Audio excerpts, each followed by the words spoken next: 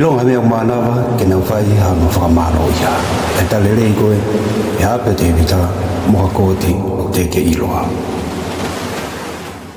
Pa vita pe ke ki tu kwa de pe ki hiva bani kehe ke wofi pe e ki Helepelu.